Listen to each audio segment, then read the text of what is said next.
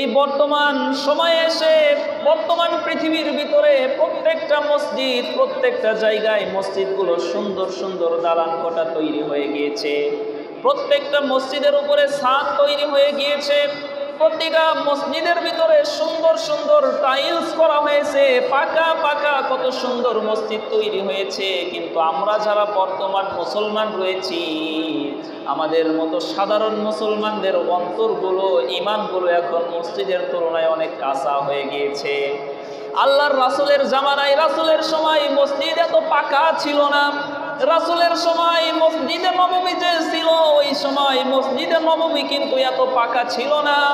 মসজিদে নববীর উপরে খেজুর পাতার ছাউনি দিয়ে মসজিদের নববীটা ঢাকা হয়েছিল। ওই মসজিদের নববীর পিলার ছিল খেজুর গাছের ডালগুলা। খেজুর গাছ দ্বারা মসজিদে নববীর পিলার তৈরি করা হয়েছিল। কিন্তু ওই সময় মসজিদ কাঁচা হলেও সাহাবীদের ঈমান এত মজবুত ছিল, এত পাকা ছিল, প্রত্যেকটা নামাজের সময় মসজিদটা একদম পরিপূর্ণ হয়ে যেত। ওই মসজিদে নববীর এমন একটা সময় ছিল, মসজিদে নববীতে যখন সাহাবারা এসে নামাজ আদায় করত, নিচে আমাদের দেখেন এই সময় কত সুন্দর সুন্দর দামি দামি টাইলস লাগানো হয়েছে। কিন্তু মসজিদে নববীর একটা সময় ছিল, যেই সময় নিচে কোনো টাইলস ছিল না। মরুভূমির উত্তপ্ত বালুর ভিতরে সাহাবারা এসে নামাজ আদায় করত। যদি সেজদা দিত, সেজদা থেকে যখন মাথাটা উঠাতো, তাদের কপালের সাথে ওই মরুভূমির বালু লেগে যেত। যদি কখনো বৃষ্টি হয়ে যেত, ওই মসজিদে নববীটা কাদা হয়ে যেত। মসজিদে নববীর ভিতরে যদি ওই সাহাবারা আল্লাহ রাব্বুল আলামিনের নামাজ আদায় করার জন্য এসে যদি সেজদা দিত, তাদের কপালে কাদা লেগে যেত। এমন একটা পরিস্থিতির ভিতরেও কিন্তু সাহাবারা মসজিদে নববীটা পরিপূর্ণ করে রেখেছিল। আর আমাদের সময়ে এসে এত সুন্দর সুন্দর মসজিদ হওয়ার পরেও, এত সুন্দর সুন্দর পরিবেশ হওয়ার পরেও আমাদের মুসলমানদের অন্তরগুলো এত কাঁচা হয়ে গিয়েছে, আমাদের ঈমানটাই এত দুর্বল হয়ে গিয়েছে, এত কাঁচা হয়ে গিয়েছে। মসজিদে জুমার সময় যত মানুষ দেখা যায়, অন্য অন্য ওক্তের সময় কিন্তু এই পরিমাণ মানুষ আমাদের ভিতরে দেখা যায় না। বর্তমান সময়ের ভিতরে আমাদের যেই বর্তমান পরিবেশ, এই সমাজের ভিতরে 5 রকম মুসল্লি দেখা যায়। একটু কথা বলেন, কয় রকম মুসল্লি? 5 রকম মুসল্লি দেখা যায়। তার ভিতরে 1 নাম্বার মুসল্লি হলো, যেই মুসল্লিটা হলো সাপ্তাহিক মুসল্লি। সারা সপ্তাহে কোনো নামাজ পড়বে না, সারা সপ্তাহে আল্লাহর কোনো ইবাদত করবে না, কিন্তু জুমার দিনে এসে ওই মুসল্লিটা শুধু জুমার নামাজ আদায় করে। এইটা হলো সাপ্তাহিক মুসল্লি। 2 নাম্বার নামাজি ব্যক্তি হলো, এরা হলো সারা বছর কোনো নামাজ পড়বে না, এরা হলো বাৎসরিক মুসল্লি।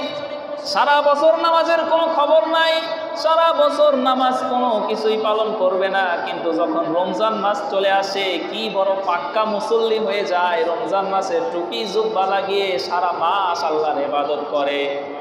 এরা হলো বাৎসরিক মুসল্লি। 3 নাম্বার মুসল্লি হলো, এরা সারা বছর নামাজ পড়বে না, রমজান মাসেও ঠিক মতো পড়বে না, কিন্তু বছরের 2টা ঈদ আছে, এরা শুধু 2টা ঈদের নামাজ পড়বে, সারা বছর নামাজের ধারে কাছেও যাবে না। 4 নাম্বার হলো, এরা হলো জানাজার নামাজি, শুধু জানাজার নামাজ পড়ে, আল্লাহর ফরজ বিধানটা পালন করে না। যদি কোনো মানুষ মারা যায়, জানাজার নামাজে ওই মুসল্লিগুলো যেত না, কিন্তু সমাজের মানুষের ভয়ে, সমাজের মানুষ কি বলবে, তার ভাই মারা গেছে, তার চাচা মারা গেছে, কিন্তু সেই ব্যক্তিটা জানাজার নামাজেও যায় না।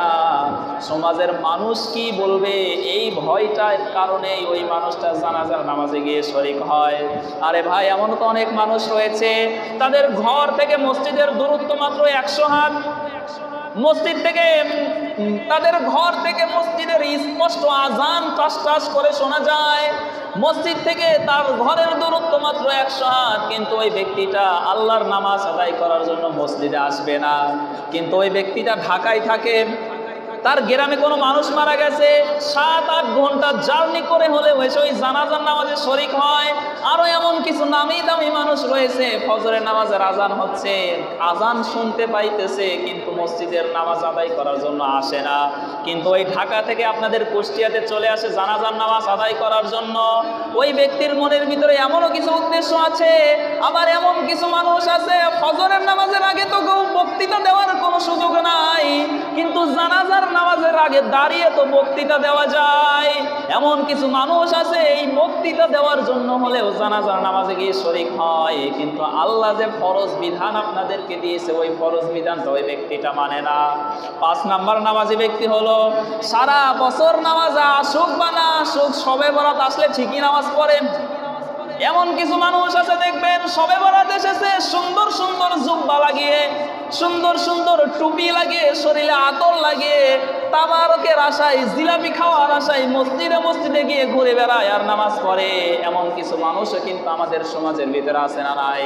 কথা বলেন, আছে না ভাই? এমন কিছু মানুষ আছে যে সারা বছর নামাজ পড়বে না, কোনো জুমার দিনেও আসে না, রমজান মাসেও ঠিক মতো পড়ে না, জানাজার নামাজেও যায় না, কিন্তু যখন দেখা যায় যে বাৎসরিক কোনো উৎসব হলে, মুসলমানদের বাৎসরিক কোনো উৎসব হলে সবাই বরাতের রাত্রিতে গিয়ে গিয়ে প্রতিটা মসজিদে মসজিদে ঘোরে আর জিলাপি খাওয়ার আশায় ওই ব্যক্তিগুলো নামাজ আদায় করে। এই জন্য আল্লাহ রাব্বুল আলামিন কোরআনুল কারীমের ভিতরে ইরশাদ করে দিয়েছে, কিছু মানুষ আছে তারা নামাজ পড়বে কিন্তু নামাজ পড়েও জাহান্নামে যাবে, নামাজ পড়েও তাদের জীবনটা ধ্বংস হয়ে যাবে। এখন আপনাদের কাছে আমার প্রশ্ন হলো, আল্লাহ তাআলা তো নামাজটা দিয়েছে আমাদেরকে ধ্বংসের জন্য না, নাজাতের জন্য নামাজটা দিয়েছে, তাহলে আল্লাহ তাআলা কেন বললেন যে কিছু মানুষ নামাজ পড়েও ধ্বংস হবে? রব্বুল আলামিন কোরআনুল কারীমের ভিতরে ইরশাদ করে দিয়েছে, ফাওয়াইলুল লিল মুসাল্লিন।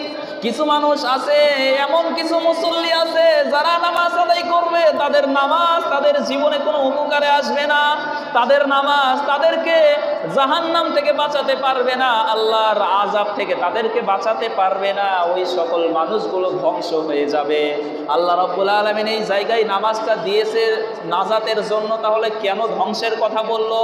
রব্বুল আলামিন পরবর্তী আয়াতে নিজেই আনসার করে বলে দিচ্ছে, আল্লাযীনা হুম আন সালাতিহিম সাহুন আল্লাযীনা হুম ইউরাউন। এমন কিছু মানুষ আছে যারা নামাজ আদায় করে কিন্তু তারা লোক দেখানো নামাজ আদায় করে। আমাদের সমাজের ভিতরে দেখবেন এমন কিছু মানুষ আছে মানুষ দেখানো নামাজ আদায় করে। এমন কিছু নেতা আছে দেখবেন সারা বছর কোনো নামাজ নাই, ইলেকশন আসলেই নামাজ শুরু হয়ে যায়, আছে না নাই? এমন কিছু নেতা আছে দেখবেন সারা বছর নামাজের সাথে কোনো সম্পৃক্ততা নাই, কিন্তু এমন জায়গায় গিয়ে উপস্থিত হয়ে গিয়েছে, এখন যদি ওই নেতাটা নামাজ আদায় না করে তাহলে সমাজের মানুষ, তার পরিবারের মানুষ, দেশের মানুষ কি বলবে?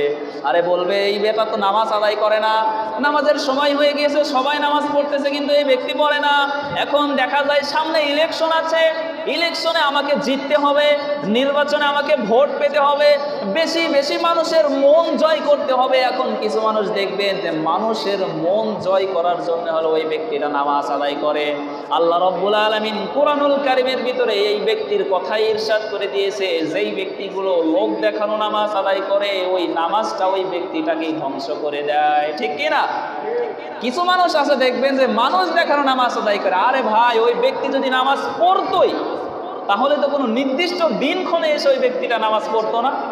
ওই ব্যক্তিটা ধারাবাহিকভাবে সব সময় আল্লাহর বিধানটা সঠিকভাবে ওই ব্যক্তিটা আদায় করে যেত, কিন্তু ওই ব্যক্তিটা শুধু মানুষদের মন জয় করার জন্য, মানুষদেরকে খুশি করার জন্য, তাদের কাছে ভালো সাজার জন্য ওই ব্যক্তিটা নামাজ আদায় করে।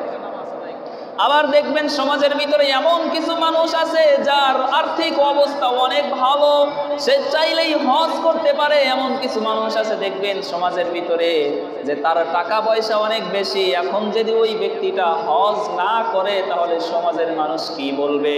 বলবে এত টাকা পয়সা মালিক হওয়ার পরে ওই ব্যক্তিটা হজ করে না, হজ ফরজ হয়েছে কিন্তু হজ করে না।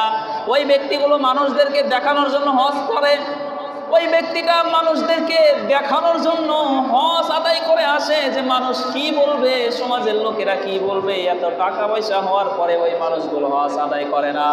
এই জন্য এমন সকল মানুষ যারা মানুষদেরকে দেখানোর জন্য, সমাজের লোক দেখানোর জন্য যারা আল্লাহর ইবাদত করবে, ওই মানুষগুলোর ইবাদত আল্লাহ রাব্বুল আলামিন কখনোই কবুল করবে না। তাহলে আল্লাহ রাব্বুল আলামিন তো বললো যারা লোক দেখানো নামাজ আদায় করে তাদের জীবন ধ্বংস হয়ে যাবে, কোনো কাজে আসবে না। এখন আমরা যদি আল্লাহকে আবার প্রশ্ন করি, আল্লাহ তাহলে কোন সকল মানুষ যারা নামাজ আদায় করবে তোমার কাছে মুক্তি পাবে এমন মানুষগুলা কারা? আল্লাহ রাব্বুল আলামিন ওই কথাটাও কুরআনুল কারীমের ভিতরে ইরশাদ করে দিয়ে রব্বুল আলামিন বলেন, ওয়াল্লাযীনা হুম আলা সালাওয়াতিহিম ইউহাফিযুন উলাইকা হুমুল ওয়ারিসুন। আল্লাহ রাব্বুল আলামিন বলতেছে, যেই সকল মানুষগুলো তারা তাদের নামাজটাকে হেফাজত করে, নামাজটাকে হেফাজত করে। এই হেফাজত কেমন করে করে? তাফসীরে কিতাবের ভিতরে অনেকগুলো ব্যাখ্যা এসেছে, তার ভিতরে এক নাম্বার যেই ব্যাখ্যা এসেছে ওইটা হলো, ওই মানুষগুলো নামাজটাকে হেফাজত করার মানে হলো ওই মানুষটা ধারাবাহিকভাবে সঠিকভাবে নামাজগুলো ঠিক মতো আদায় করে। এমন না যে বছরে এসে একদিন আদায় করে, সপ্তাহে একদিন নামাজ পড়ে, এমন না ওই ব্যক্তিরা শুধু দুই ঈদের নামাজ পড়ে, এমন না ওই ব্যক্তিরা শুধু জানাজার নামাজ পড়ে, এমন নয় ওই ব্যক্তিটা শুধু শবে বরাতের নামাজ পড়ে। ওই ব্যক্তিটা এমন হবে না, ওই ব্যক্তিটা হবে সাধারণভাবে প্রত্যেকটা দিন আল্লাহ রাব্বুল আলামিনের মসজিদ থেকে যে এরকম করে মুয়াজ্জিন সাহেব 5 বার নামাজের জন্য হাইয়া আলাস সালাহ হাইয়া আলাল ফালাহ বলে ডাকে, মানুষদেরকে প্রত্যেকটা দিন পাঁচ বার যখন মানুষদেরকে প্রত্যেকটা দিন মসজিদের মাইক দিয়ে মানুষদেরকে নামাজের জন্য আহ্বান করে, ওই ব্যক্তিটা সারা বছর একদিন যাবে আর একদিন যাবে না, বিষয়টা এমন নয়। প্রতিটা দিন 5 বার এসে ওই ব্যক্তিটা মসজিদের ভিতরে আল্লাহর দরবারে হাজিরা দেয়। এই ব্যক্তিগুলোই নামাজের জন্য সফলতা অর্জন করবে। আল্লাহ রাব্বুল আলামিন বলে কেমন সফলতা অর্জন করবে? উলাইকা হুমুল ওয়ারিসুন আল্লাযীনা ইয়ারিসুনাল ফিরদাউস। ওই ব্যক্তিগুলো যখন দুনিয়ার সফর শেষ করে যখন আখিরাতের জীবনে চলে যাবে, দুনিয়ার সফর শেষ করে যখন ওই ব্যক্তিটা কবরের জগতে চলে যাবে, আল্লাহ রাব্বুল আলামিন বলতেছে উলাইকা হুমুল ওয়ারিসুন আল্লাযীনা ইয়ারিসুনাল ফিরদাউস। ওই ব্যক্তিগুলোকে আল্লাহ ওয়ারিস বানিয়ে দিবে। কিসের ওয়ারিস? আল্লাযীনা ইয়ারিসুনাল ফিরদাউস, জান্নাতুল ফিরদাউসের ওয়ারিস বানিয়ে দিবে। আর এই ওয়ারিস আল্লাহ তাআলা কত দিনের জন্য বানিয়ে দিবে? হুম ফিহা খালিদুন। আল্লাহ তাআলা বলতেছে চিরস্থায়ী জান্নাত তাকে দান করা হবে। যেই জান্নাতের ভিতরে ওই ব্যক্তিটা প্রবেশ করবে, ওই জায়গা থেকে ওই ব্যক্তিটা আর কখনোই বের হবে না।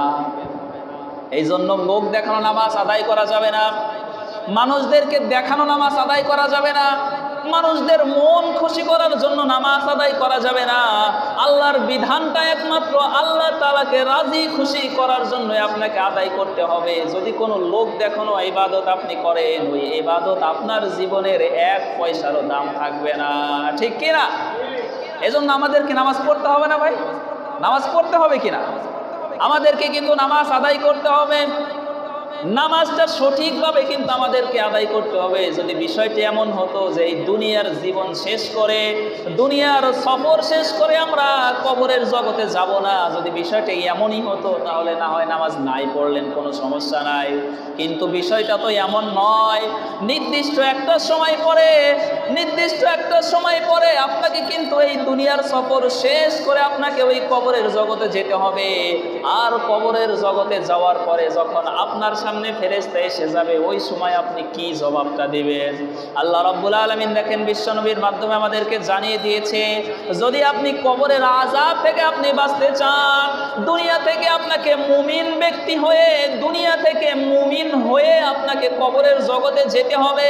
বিশ্বনবী হাদিসের ভিতরে ইরশাদ করে দিয়েছে, ফাইদা কানা মুমিনান, যখন কোনো মুমিন ব্যক্তিদেরকে কবরের ভিতরে রাখা হয়, কানাতিস সালাতু ইনদা রাসিহি, ওই ব্যক্তিটাকে যখন কবরের ভিতরে রাখা হয়, কবরের ভিতরে রাখার পরে ওই ব্যক্তির মাথার দিক থেকে তার নামাজগুলো এসে উপস্থিত হয়ে যায়।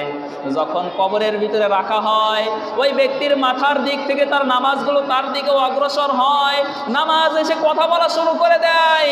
আর কবরকে বলে, খবরদার খবরদার কবর, এই ব্যক্তি সারা জীবন আল্লাহর নামাজটা সঠিকভাবে আদায় করেছে, আজকে আমি এই ব্যক্তির জন্য তোমার কাছে উপস্থিত হয়ে গেছি, খবরদার কবর, তোমাকে আমি হুঁশিয়ার করে দেই, এই ব্যক্তির জীবনে, এই ব্যক্তির শরীরে যেন সামান্যতম কষ্টের একটা আঁচ পর্যন্ত না লাগে।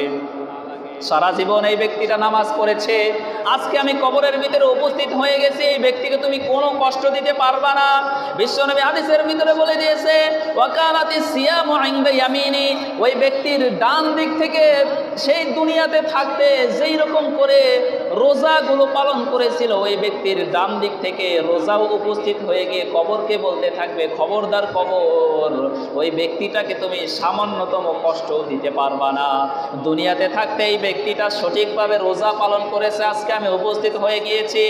আবার বিশ্বনবী বলেন ওয়াকাতিজ যাকাতু আন শিমালি, যাকাত চলে আসবে বাম দিক থেকে, যাকাত এসে বলবে দুনিয়াতে থাকতে এই ব্যক্তিটা তার সম্পদ থেকে সঠিকভাবে যাকাত দিয়েছে। নবী হাদিসের ভিতরে বলে দিয়েছে এইরকম করে দুনিয়াতে থাকতে ধারাবাহিকভাবে ওই ব্যক্তিটা ছোট ছোট থেকে শুরু করে যত বড় আমলই করেছে না কেন, ওই ব্যক্তির আমল নামার যত আমল থাকবে একে একে করে ওই ব্যক্তির কবরের ভিতরে সব আমলগুলো এসে একত্রিত হয়ে যাবে। বলেন না সুবহানাল্লাহ। আপনি যদি মুমিন হতে পারেন, আপনি যদি আল্লাহওয়ালা হতে পারেন, আপনাকে কবরে রাখার পরে আপনার প্রত্যেকটা আমলগুলো আপনার সামনে এসে দাঁড়িয়ে যাবে। কবর যদি আপনাকে চাপা দিতে আসে, কবরের আযাবের ফেরেশতা যদি আপনাকে আযাব দেওয়ার জন্য আসে, ওই সময় আপনার জীবনের সব আমলগুলা আপনার জন্য বাধা হয়ে দাঁড়িয়ে যাবে। আপনাকে যে আযাব দিবে, আপনাকে যে কষ্ট দিবে, আপনার যেই জীবনের আমলগুলা ছিল সব আমলগুলা আপনার আর আপনার ওই আযাবের ভিতরে দেয়াল হয়ে দাঁড়িয়ে যাবে। কোনো আযাব কোনো কষ্ট আপনার কাছে আসতে পারবে না। এই জন্য দুনিয়াতে থাকতে আল্লাহ রাব্বুল আলামিন যেই বিধানটা আমাদেরকে দিয়ে দিয়েছে, দুনিয়াতে থাকতে ওই বিধানটা সঠিকভাবে অবশ্যই অবশ্যই আপনাকে আদায় করতে হবে। যদি আপনি কবরে ভালো থাকতে চান, চিরস্থায়ী জীবনে যদি আপনি ভালো থাকতে চান, আল্লাহর যেই বিধানটা আমাদেরকে দিয়ে দিয়েছে ওই বিধানটা অবশ্যই আমাদেরকে মানতে হবে। আর বিশ্বনবী হাদিসের ভিতরে ইরশাদ করে দিয়েছে, এই দুনিয়াতে থাকতে আপনি কেমন করে নামাজটা ছাড়ছেন, দুনিয়াতে থাকতে কেমন করে আপনি মিথ্যা কথা বলেন, দুনিয়াতে থাকতে কেমন করে আপনি চগলখড়ি করেন, কেমন করে আপনি আপনার ভাইয়ের সাথে দ্বন্দ্ব করেন, কেমন করে আপনি অন্য মানুষের জমি দখল করে নেন, কেমন করে আপনার বোনের সম্পত্তি আপনি দখল করেন, কেমন করে বাবা হয়ে আপনার মেয়ের সম্পত্তি থেকে তাকে বঞ্চিত করে রাখেন, কেমন করে আপনি আল্লাহর বিধানগুলো আপনি পালন করেন, এই বিষয়গুলোকে আপনার অন্তরের ভিতরে একবারও ভাবাই না যে যখন আপনি দুনিয়া থেকে চলে যাবেন প্রত্যেকটা বিষয়ের পুঙ্খানুপুঙ্খানুরূপে হিসাব কিন্তু আল্লাহর কাছে দিতে হবে। দেখেন দুনিয়া থেকে যদি আমাদেরকে চলে যেতেই হয়, আপনাদেরকে 3টা আমলের কথা বলি, যে আমলগুলো করলে আপনি কবরের ভিতরে বেঁচে থাকতে পারবেন। তার ভিতরে 1 নাম্বার হলো ইসলামের যেই মৌলিক বিধানটা রয়েছে নামাজ। এই নামাজটা যদি সঠিকভাবে আপনি আদায় করতে পারেন, তাহলে মারা যাওয়ার পরে আল্লাহর ওয়াদা অনুযায়ী আপনাকে কিন্তু জান্নাতের ওয়ারিস বানিয়ে দেওয়া হবে।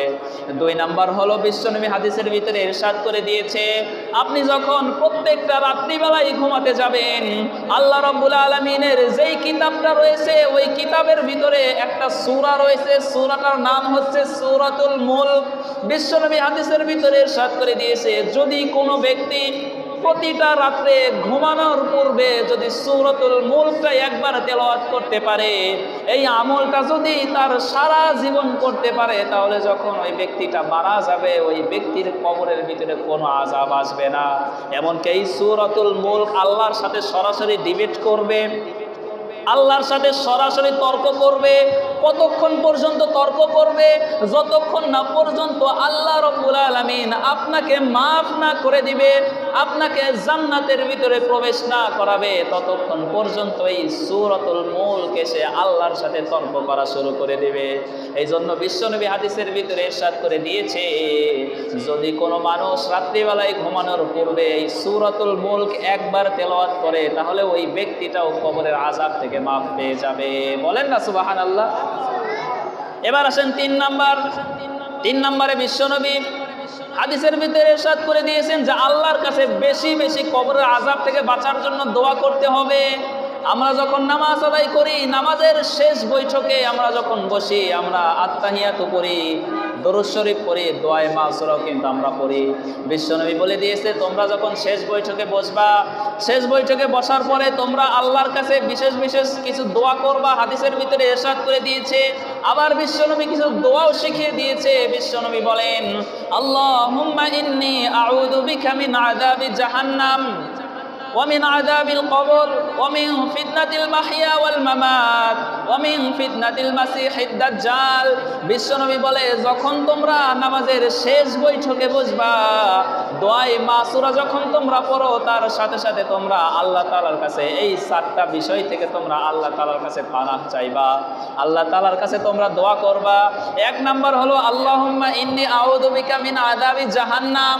আল্লাহর কাছে তোমরা দোয়া করো, আল্লাহ ওই জাহান্নামের কঠিন আযাব থেকে তুমি আমাদেরকে বাঁচাও। ওই জাহান্নামের কঠিন আযাব তোমার কোনো বান্দা কখনোই সহ্য করতে পারবে না। দুনিয়ার সামান্য কষ্ট তোমার বান্দারা সহ্য করতে পারে না, তাহলে জাহান্নামের এত পরিমাণ কষ্ট কেমন করে তোমার বান্দাগুলো সহ্য করবে? আল্লাহর কাছে দোয়া করার জন্য বিশ্বনবী বলে দিয়েছে, আল্লাহুম্মা ইন্নী আউযু বিকা মিন আযাবি জাহান্নাম। ও আল্লাহ, আপনি আমাদেরকে জাহান্নামের আযাব থেকে বাঁচান। 2 নম্বরে বিশ্বনবী মিন আযাবিল কবর। বিশ্বনবী বলেন, কবরের আযাব থেকে তোমরা আল্লাহর কাছে পানাহ চাও। মিন আযাবিল কবর, কবরে এমন পরিমাণ আযাব দেওয়া হবে যে আযাব দুনিয়ার কোনো মানুষের পক্ষে ক্ষমতা নাই ওইটা সহ্য করা। আল্লাহর কাছে সব সময় দোয়া করো, আল্লাহ এই দুনিয়াতে থাকার পরে দুনিয়া থেকে যখন আমরা চলে যাব, এই কবরের আযাব থেকে তুমি আমাদেরকে বাঁচাও। 3 নাম্বার বিশ্বনবী বলেন, মিন ফিতনাতিল মাহিয়া ওয়াল মামাত। হে আল্লাহ, আপনি আমাদেরকে জীবন মৃত্যুর ফিতনা থেকে আমাদেরকে বাঁচান। 4 নম্বরে বিশ্বনবী বলতেছে, ওয়ামিন ফিতনাতিল মাসিহিদ দাজ্জাল। আল্লাহ, আপনি আমাদেরকে দাজ্জালের ফিতনা থেকেও আমাদেরকে বাঁচান। বিশ্বনবী হাদিসের ভিতরে এই 4টা কথা বলে দিয়েছে। যখন তোমরা নামাজের শেষ বৈঠকে চলে যাবা, তোমরা চাইলে আল্লাহ তাআলার কাছে এই 4টা বিষয়ে দোয়া করতে পারো। তার ভিতরে 1 নাম্বার হলো যে আল্লাহ তাআলার কাছে দোয়া করা জাহান্নামের আযাব থেকে বাঁচাও। 2 নাম্বার হলো আল্লাহ, আপনি আমাদেরকে কবরের আযাব থেকে বাঁচান। 3 নাম্বার হলো আল্লাহ, আপনি আমাদেরকে জীবন মৃত্যুর ফিতনা থেকে বাঁচান। 4 নাম্বার হলো আল্লাহ, আপনি আমাদেরকে দাজ্জালের ফিতনা থেকে বাঁচান। যদি আপনি এই রকম করে দোয়া করতে থাকেন, তাহলে অবশ্যই অবশ্যই আল্লাহ রাব্বুল আলামিন এই 4টা ফিতনা থেকে আল্লাহ তাআলা আপনাকে বাঁচিয়ে দেবে। এজন্য বিশ্বনবীর হাদিস অনুযায়ী আমাদেরকে জীবনটা পরিচালনা করতে হবে। আমরা যখন এই দুনিয়ার সফর শেষ করে আমরা যখন চলে যাই, আমরা যখন কোনো মানুষদেরকে কবরস্থ করি, কবরের ভিতরে যখন আমরা রাখি, ওই মানুষটাকে কবরের ভিতরে রাখার পরে আমরা যখন মুঠে মুঠে করে মাটি নিয়ে ওই ব্যক্তির কবরের ভিতরে রেখে দেই, ওই সময় কিন্তু আমরা একটা দোয়া পড়ি, মিনহা খলাকনাকুম ওয়া ফিহা নুঈদুকুম ওয়া মিনহা নুখরিজুকুম তারাতান উখরা। এই দোয়াটা কিন্তু আমরা পড়ি, কিন্তু আমরা জানি না আসলে এই দোয়ার অর্থ কি। আমরা যখন এই দোয়াটা পড়ে পড়ে মৃত মানুষদের কবরে আমরা মাটি দেই, কিন্তু আমরা এই দোয়ার অর্থ জানি না। যদি আপনি অর্থ জানতেন, তাহলে আপনি কখনোই ওই মাটি দেওয়া শেষ করে এসে আপনি আর কখনোই খারাপ কাজে লিপ্ত হতে পারতেন না, আপনি আর কখনো সুদের সাথে লিপ্ত হতে পারতেন না, আপনি কখনোই ঘুষের সাথে লিপ্ত হতে পারতেন না, আপনি কখনোই আল্লাহর ফরজ বিধান নামাজটা ছাড়তে পারতেন না, আপনি কখনোই আত্মীয়তার সম্পর্ক ছিন্ন করতে পারতেন না, আপনি কখনোই আপনার মা বাবার সাথে খারাপ আচরণ করতে পারতেন না, আপনি কখনোই মিথ্যা কথা বলতে পারতেন না, আপনি কখনোই চগলখড়ি করতে পারতেন না, আপনার বোনের সম্পত্তি আপনি কখনোই দখল করতে পারতেন না। কিন্তু আমরা এই আয়াতের অর্থটা জানি না দেখেই আমরা তো মানুষ মারা যায়, মাটি দিয়ে ওই জায়গা থেকে চলে আসি, তারপরে আমাদের যা অবস্থা তাই থেকে যায়।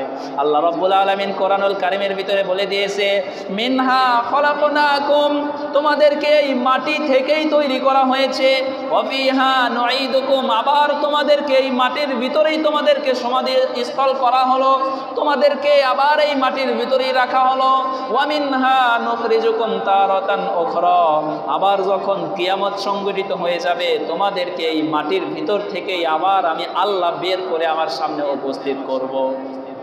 আপনি যদি এই কথাটা একটু চিন্তা করতে পারেন যে আমাদেরকে মাটি থেকেই তৈরি করা হয়েছে, আবার এই মাটির ভিতরেই রাখা হচ্ছে, আবার আল্লাহ তাআলা যখন ইসরাফিল সিংহায় ফুৎকার দিবে, এই কবরের ভিতর থেকে, এই মাটির ভিতর থেকে আল্লাহ আবার আমাদেরকে জীবিত করবেন, আল্লাহর সামনে আমাদেরকে দাঁড়াতে হবে। তাহলে আল্লাহর সামনে যখন আমরা দাঁড়িয়ে যাব, ওই সময় দুনিয়াতে থাকতে আমরা কি কি করেছি এর হিসাবটা আমরা কি করে দেব, এইটার কথা যদি আপনি চিন্তা করতে পারতেন, তাহলে দুনিয়াতে থাকতে আল্লাহর যে ফরজ বিধানগুলো রয়েছে এইটা আপনি কখনোই অমান্য করতে পারতেন না। এই জন্য কবরের ভিতরে তো আমাদেরকে যেতেই হবে। দেখেন, এই দুনিয়াতে সর্বপ্রথম যেই মানুষটা দুনিয়া থেকে চলে গিয়েছিল, এই দুনিয়ার সর্বপ্রথম যেই মানুষটা ছিল তিনি হলেন আমাদের আদি পিতা হযরতে আদম আলাইহিস সালাম। আর দুনিয়াতে থেকে সবচাইতে প্রথম যেই ব্যক্তিটা দুনিয়াতে মৃত্যুবরণ করেছিল সেইটা হলো আদমের সন্তান হাবিল। তাহলে দেখেন দুনিয়াতে আপনি আসার একটা সিনিয়রিটি মেনটেন হয়, যে আপনার আগে আপনার বাবা আসছে, তারপরে আপনি আসছেন, আপনার সন্তান আসবে, আপনার বাবার আগে আপনার দাদা এসেছে। কিন্তু দুনিয়াতে থেকে যখন চলে যায়, এই চলে যাওয়ার সময় কিন্তু কোনো সিনিয়রিটি মেনটেন হয় না। হযরতে আদম কিন্তু দুনিয়ার প্রথম মানুষ ছিল, কিন্তু তারপরেও তার সন্তান হাবিল কিন্তু বাবার আগে দুনিয়া থেকে চলে গিয়েছে।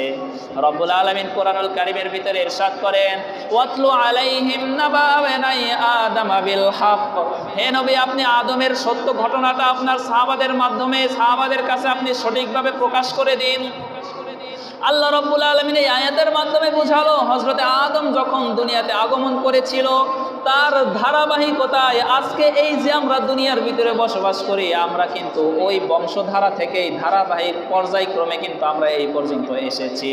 আমাদের আদি পিতা হযরতে আদম এবং হাওয়া আলাইহিস সালাম, হযরতে আদমের যখন সন্তান হতো জোড়ায় জোড়ায় সন্তান হতো, দুইটা দুইটা করে। ওই সময় শরীয়ত ছিল এক জোড়া ছেলে আর মেয়ে জন্মগ্রহণ করলে তারা পরস্পর ভাই বোন। যখন তারা যৌবনে পদার্পণ করত তাদেরকে যখন বিবাহ বন্ধনে আবদ্ধ করে দেওয়া হতো, এক গর্ভের সন্তান আরেক গর্ভের সাথে বিবাহ বন্ধনে আবদ্ধ করে দেওয়া হতো। আগের গর্ভের ছেলের সাথে পরের গর্ভের মেয়ের সাথে বিবাহ বন্ধনে আবদ্ধ করে দেওয়া হতো। এইরকম পর্যায়ক্রমে যখন হযরতে আদম আলাইহিস সালাতু ওয়াস সালামের সন্তান হাবিলের সাথে যেই মেয়েটা জন্মগ্রহণ করেছিল সেইটা দেখতে খারাপ, আর কাবিলের সাথে যেই মেয়েটা জন্মগ্রহণ করেছিল সেইটা দেখতে খুবই সুন্দরী। যখন বিবাহের বয়স হয়ে গেল, হযরতে আদম আল্লাহর তরফ থেকে যখন ওহী পেল, আল্লাহ রাব্বুল আলামিন হাবিলের সাথে ওই সুন্দরী মেয়েটার বিয়ে দেওয়ার জন্য প্রস্তুতি নিল। আর কাবিলের সাথে ওই সুন্দর চেহারা নয়, খারাপ চেহারা ছিল, কালো কুৎসিত দেখতে চেহারা ছিল, ওই নারীটার বিবাহ বন্ধনে আবদ্ধ করে দেওয়া হলো। তখন কাবিল বলল, আমি এই বিধানটা মানি না। আব্বা জান, আপনি মনে হয় আমার ভাই হাবিলকে বেশি ভালোবাসেন, যার কারণে আপনি তার সাথে সুন্দরী নারীটাকে বিয়ে দিচ্ছেন, আমার সাথে কেন খারাপ নারীকে বিয়ে দেন? আমি এইটা মানি না। আল্লাহ রাব্বুল আলামিন ওহী নাজিল করে হযরতে আদমকে বলে দিল, আদম তুমি তোমার দুই সন্তানকে মিনা পর্বতে গিয়ে কোরবানি করতে বলো, যার কোরবানিটা কবুল হবে তার সাথেই সুন্দরী নারীটাকে বিয়ে দেব। আল্লাহর পয়গম্বর হযরতে আদম আলাইহিস সালাম, এটা বিস্তারিত ঘটনা, তো আমি ওই দিকে যাচ্ছি না। মূল যে কথাটা আমি বলতে চাই যে এই দুনিয়ার সর্বপ্রথম যেই মানুষটা হত্যা হয়েছিল, দুনিয়া থেকে মৃত্যুবরণ করেছিল, সেইটা হলো হযরতে আদমের সন্তান হাবিল। হাবিলের সাথে যখন আল্লাহ রাব্বুল আলামিন তার সুন্দরী মেয়েটাকে, আল্লাহ রাব্বুল আলামিন হযরত আদম আলাইহিস সালাতু ওয়াস সালামের অন্য গর্ভের যে সুন্দরী মেয়ে ছিল হাবিলের সাথে বিয়ে দিল, কিন্তু কাবিল এটা কোনোভাবেই সহ্য করতে পারলো না। এক পর্যায়ে গিয়ে কাবিল তার ভাই হাবিলকে হত্যা করেই ফেললো। হত্যা করার পরে সে কয়েকদিন তার ভাইকে পিঠে করে নিয়ে ঘুরতে লাগলো। সে মারা গিয়েছে। দুনিয়ার প্রথম মানুষ যে মৃত্যুবরণ করেছে, দুনিয়ার প্রথম মানুষ যে দুনিয়া থেকে মারা গিয়েছে, এটাই প্রথম। তাহলে তার ভাই কাবিল তখন বুঝে উঠতে পারতেছে না, মানুষ তো মারা গেল, এখন একে আমি কি করব? এই লাশটা আমি কি করব? তাকে যে দাফন করতে হবে এই জ্ঞানটাও তার মাথার ভিতরে নাই, কারণ দুনিয়াতে আগে কোনো মানুষ মারা যায় নাই। মারা গেলে কি করতে হয় এটা তো সে জানে না। তখন আল্লাহ রাব্বুল আলামিন কোরআনুল কারীমের ভিতরে ইরশাদ করে দিয়েছে, ফাবাআতাল্লাহু গুরাবা ইয়াবহাতু ফিল আরদ লিউরিয়াহু কাইফা ইয়ারি সাওয়াতা আখি। আল্লাহ রাব্বুল আলামিন দুইটা কাক পাঠিয়ে দিল উদাহরণস্বরূপ। একটা কাক আরেকটা কাককে মারামারি করতে করতে তারা মেরে ফেললো। যেই কাকটা জীবিত ছিল ওই কাকটা মরুভূমির ভিতরে তার ঠোঁট দিয়ে মাটিগুলো সরিয়ে সরিয়ে একটা গর্ত করলো। গর্ত করার পরে যেই কাকটা মারা গিয়েছিল ওই কাকটাকে গর্তের ভিতরে রেখে উপরে আবার তার ঠোঁট দিয়ে ওই কাকটাকে বালি চাপা দিয়ে দিল। এই সম্পূর্ণ ঘটনাটা কাবিলের সামনেই ঘটলো।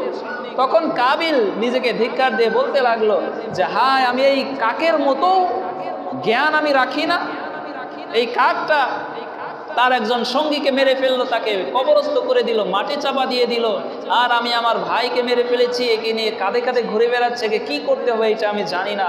তখন কাবিল এইটা দেখে তার ভাইকে ওই সময় সে মাটির ভিতরে দাফন করে দিল। তো এটাই হচ্ছে এই দুনিয়ার ভিতরে সবচাইতে প্রথম হত্যা, দুনিয়ার ভিতরে সবচাইতে প্রথম মৃত্যু। তো ওই সিলসিলা অনুযায়ী এখন দুনিয়ার ভিতরে যত মৃত্যু হচ্ছে, যত হত্যাকাণ্ড হচ্ছে, যত অন্যায় অত্যাচার করে মানুষদেরকে মেরে ফেলা হচ্ছে, এর একটা পার্সেন্টেজ, এর একটা গুনার ভাগ কিন্তু ওই কাবিলের ভাগে কিয়ামত পর্যন্ত জড়ো হবে। আমরা হয়তো অনেকেই মনে করতে পারি মানুষ যখন মারা যায় আমরা তো বলি যে সদগায়ে জারিয়া স্বরূপ তার আমল নামায় শুধু ভালো ভালো কাজগুলো গিয়ে পৌঁছাতে থাকে, ভালো ভালো আমলগুলো শুধু তার আমল নামায় পৌঁছাতে থাকে। বিষয়টা যদিও এমন, কিন্তু আবার এটা আবার ভাববেন না যে আপনি দুনিয়াতে কোনো খারাপ কাজ করে রেখে গেছেন, যেই খারাপ কাজটা আপনি মারা যাওয়ার পরেও জারি আছে। এটাও এমন গুনায়ে জারিয়া, আপনি যদি কোনো খারাপ কাজ প্রতিষ্ঠা করে যান, খারাপ কাজের সিলসিলা অনুযায়ী যদি কিয়ামত পর্যন্ত ওই খারাপ কাজটা জারি থাকে, আপনি দুনিয়া থেকে চলে গেছেন, কিন্তু ওই খারাপ কাজের একটা পার্সেন্টেজ, একটা গুনাহ কিয়ামত পর্যন্ত কিন্তু আপনার আমল নামায় জড়ো হবে।